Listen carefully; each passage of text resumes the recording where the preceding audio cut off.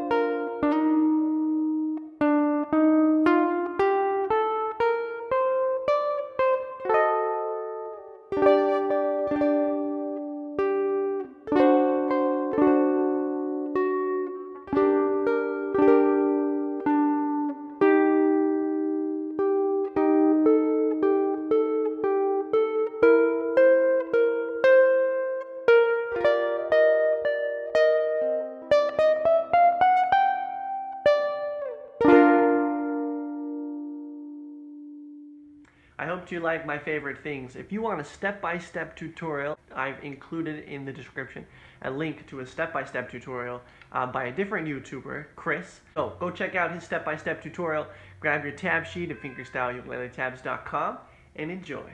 We'll see you guys next time.